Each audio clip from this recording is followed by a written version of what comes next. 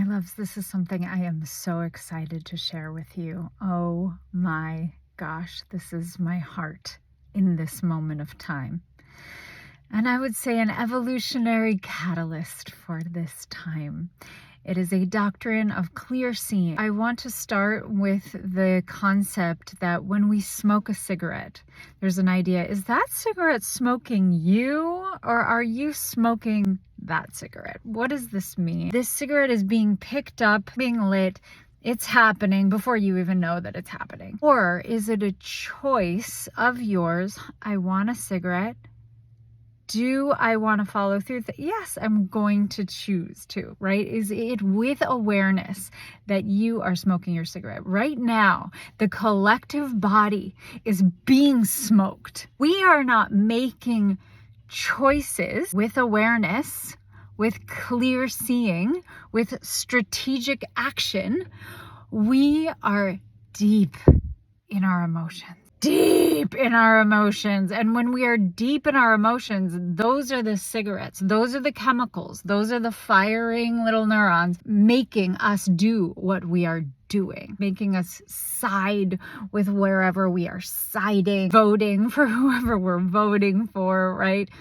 We are being moved. As a body, we are not awake. And therefore, the actions we take will not be strategic. The actions we take are not coming from clear seeing. They're just like, whoa. That's us as a collective body right now, okay? Now, our brilliant people who we collect from the past, Martin Luther King Jr. said that we should hate the hate and not the hater. Because then we become the hater. We're just more haters. Like what? It's just not strategic, people. Becoming the enemy, not a strategy. In order to, if we are one body, we need as many white blood cells as possible, right? We don't want to become the cancer. Oh, I'm fighting cancer with cancer. I want to become the opposite. I want to become helpful. I want to help fix the body. But what Martin Luther King Jr. was saying is so far from where we are. He's asking us to disentangle the perpetrator from the emotion, that hate in the perpetrator. Say, I can still love this being, even though they are filled with hate, even though they are acting with violence. I can hate the violence and not hate this person. That is called disentanglement. However, it's not even what I'm asking you to do. We're not there yet. We're so far from being there. So that's a nuanced form of disentanglement that we are headed towards. For now, I want to present this clear seeing and what it is. That is going to be the awareness to move us as a collective towards something high.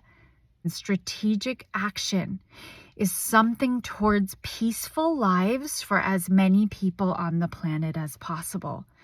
Peaceful action upon the planet. What we are called upon right now to do in order to create strategic action with clear seeing upon the planet, peaceful outcome for as many people as possible, for our collective body, as many white blood cells as possible upon the planet. We are called to do a different kind of disentanglement than Martin Luther King is asking for. We are called to do what I call social disentanglement. That means, let's bring it up, if there's one perpetrator, if there's a school shooter, let's say, and then we'll get to the war, okay? If there's a school shooter and that person happens to be Muslim, okay? This has happened before, that's why I bring that up. Muslim man. I'm going to disentangle this person from the Muslim community. I'm not going to say, oh, this is what Muslims did. The Muslims have killed these children. That would give this wayward, hateful, lost individual way too much power. What we would be doing is empowering hatred and waywardness, spreading it like wildfire to a whole religion, to a whole bunch of people who do not agree with that, right? we would be creating more. We would be multiplying this man's hate with our perception, with our bias, with our entanglement. So what we get to do is to see clearly. We would quarantine not this person, but this person's hate to this person as an entity. This person, I wonder who they are. I will not give that to all men.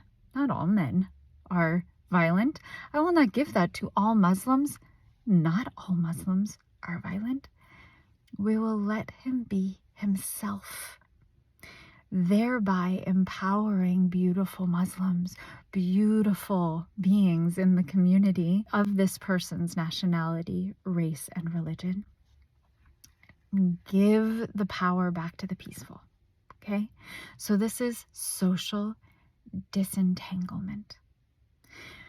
We are called now to do that with groups of people, right? We have a government and we have a people. We have extremists of a nationality, of a country, of a religion, and we have the actual people, nationality, the religion, a race, right? We want to disentangle these small factions of power, whether they are ruled by greed or by need or a doctrine of hatred. Either way, we need to disentangle their beliefs, their actions, quarantining them, not the people, but their beliefs, containing unto those people. We are not being strategic if we say, oh, all Americans think that their American government is correct, right? We would hate Americans, by the way. If we would say Israel is dropping bombs right now, we would be wrong. The Israeli government is dropping bombs right now. If we would read one thing that a Jew says about the Palestinian people, and we say, well, why are Jews so much like that?